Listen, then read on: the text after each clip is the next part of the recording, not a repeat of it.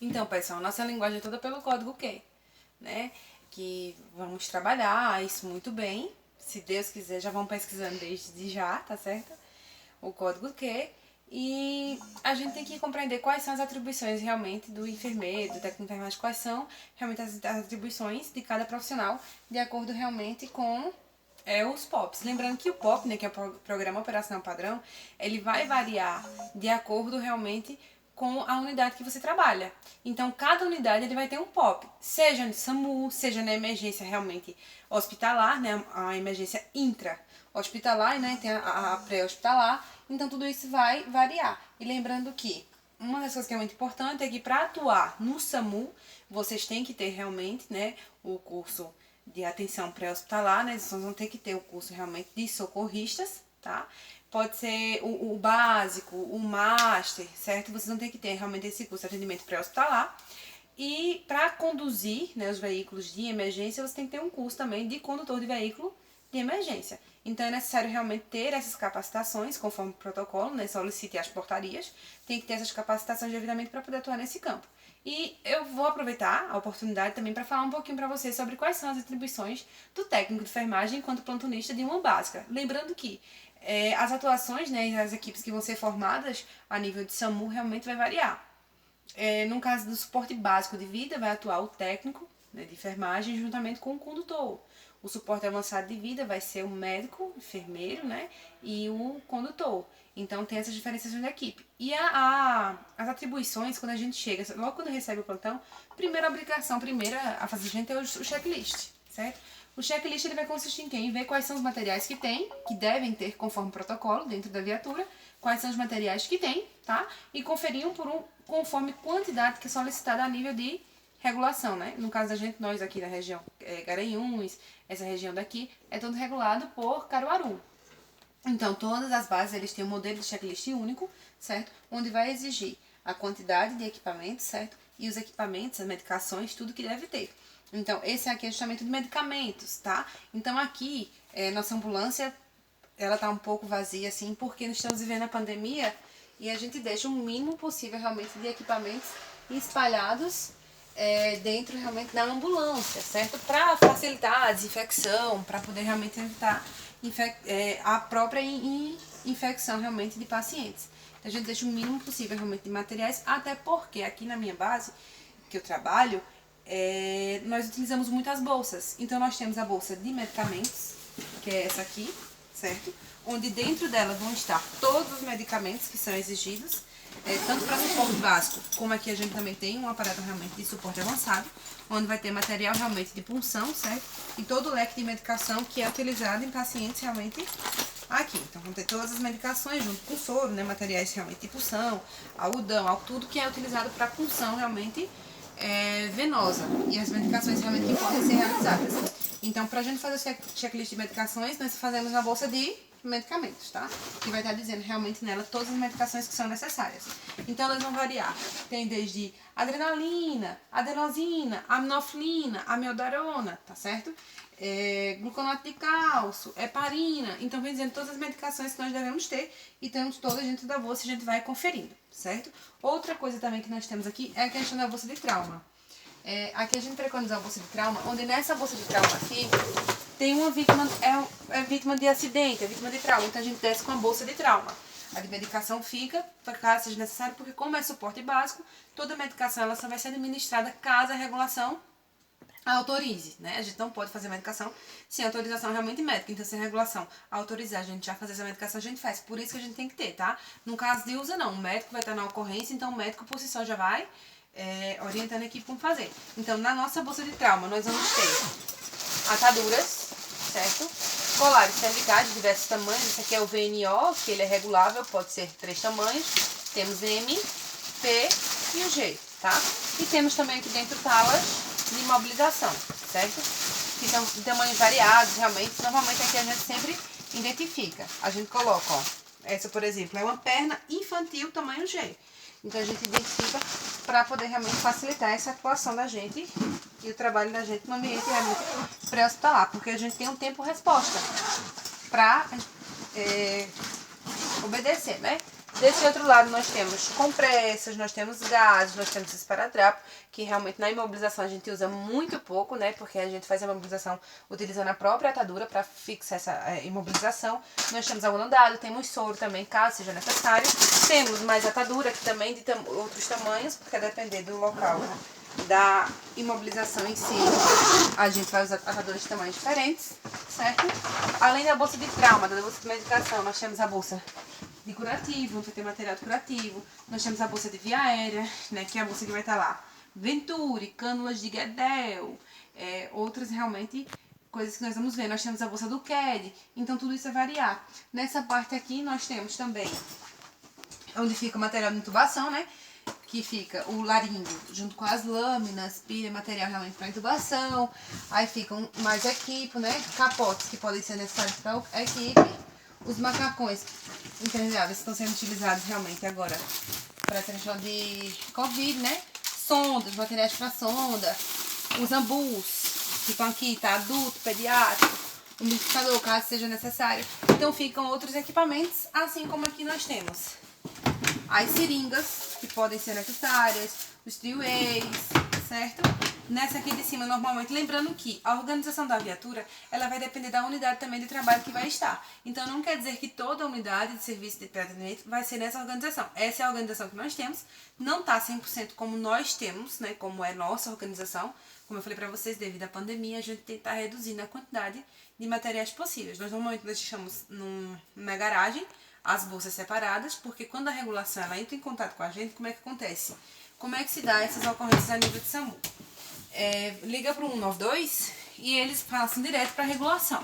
Então, através desse contato com a regulação, é que a regulação vai passar a ocorrência para a unidade, para a base, certo? Vai falar USB Caetés, por exemplo, ou então USB Garanhuns, usa Garanhuns, e vai passar realmente a ocorrência. Então, cada ocorrência, quando ela é ligada, ela liga realmente, vai ser gerado um ID, tá? Que é um código, é um número que vai ser específico daquela ocorrência. Então, é gerado o ID, vai passar o nome do paciente, o local de ocorrência, vai passar os dados e vai dizer realmente o que foi informado por telefone para eles que foi.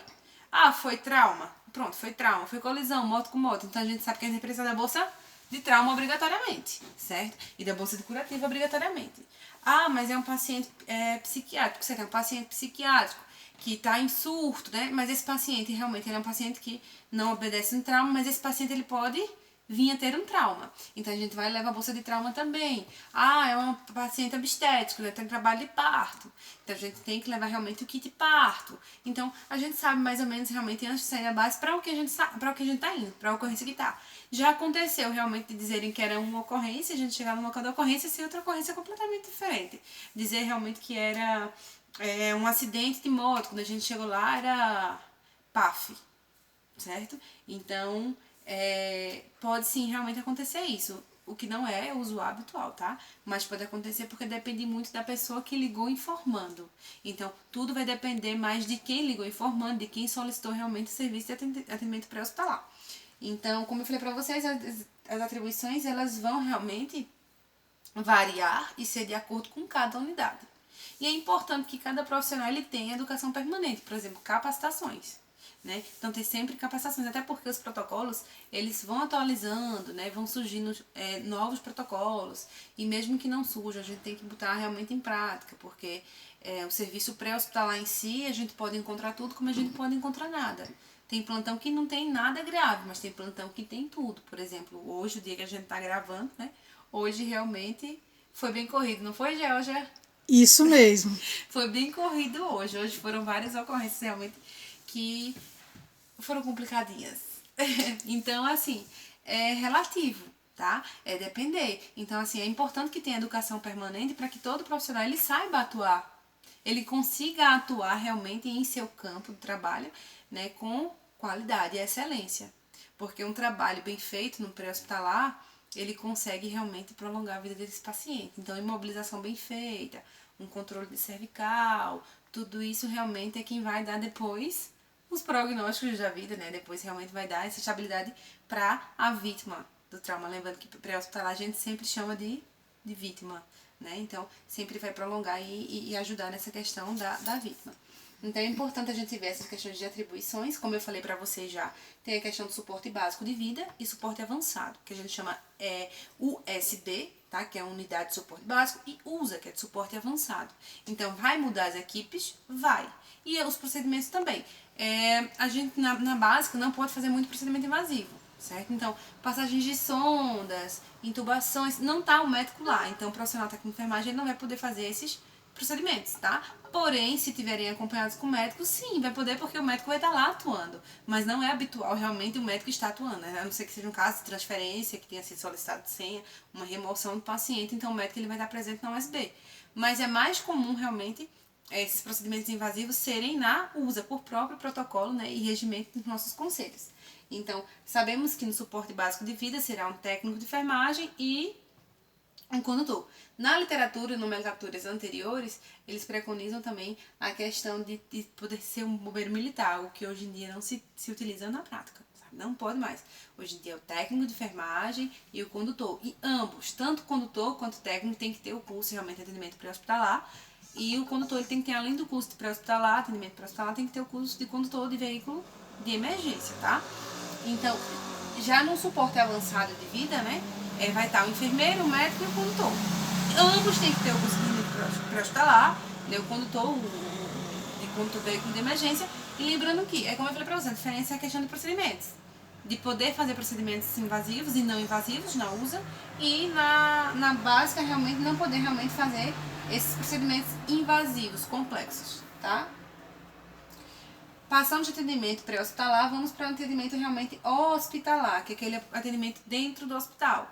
Normalmente a gente que é do pré-hospitalar, a gente vai, estabiliza a vítima, estabiliza ele, entrega ao hospital e do hospital em diante é que eles vão dar conta desse paciente, certo? Então, no caso de vocês, dependendo do campo de atuação que vocês queiram, se queiram também a urgência e emergência, e tem a questão pré-hospitalar e tem a questão intra-hospitalar, então vai ser realmente a escolha de vocês, certo? Então, lembrando que a urgência e emergência, né, intra-hospitalar, ela é caracterizada pelo alto fluxo.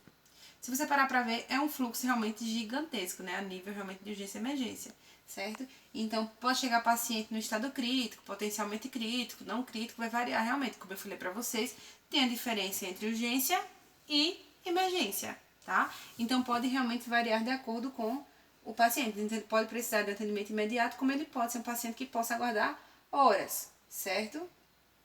Então, vai ter uma equipe multidisciplinar, onde pode ter enfermeiros, técnico de enfermagem, um médico, fisioterapeuta, assistente social. No hospital, realmente vai ter uma equipe multidisciplinar maior, né, para poder realmente estar prestando atendimento a esse paciente.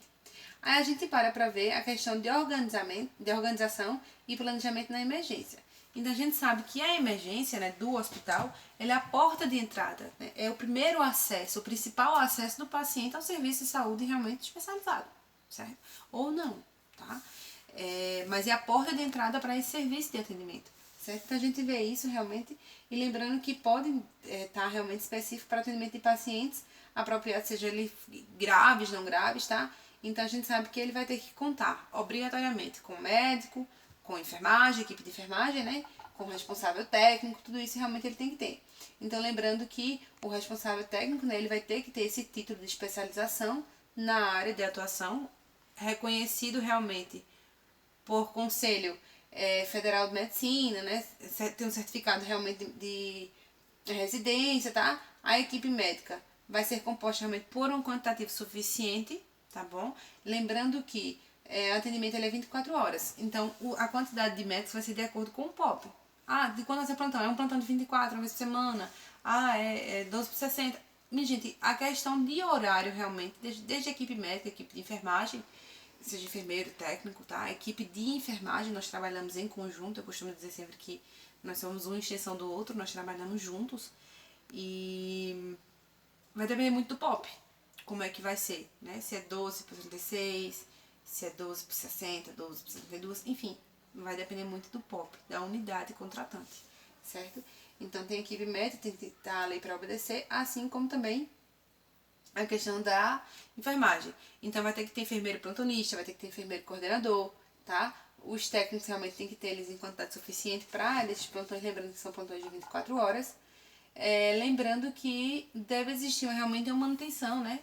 de equipamentos na emergência também, então é necessário técnico de TI, para ter essa manutenção de equipamentos, ter realmente essa questão de assistência a equipamentos. Então, lembrando que as rotinas, tem que ter uma rotina também na emergência, tá, gente? Então, lembrando que a rotina tem que ter realmente alguns critérios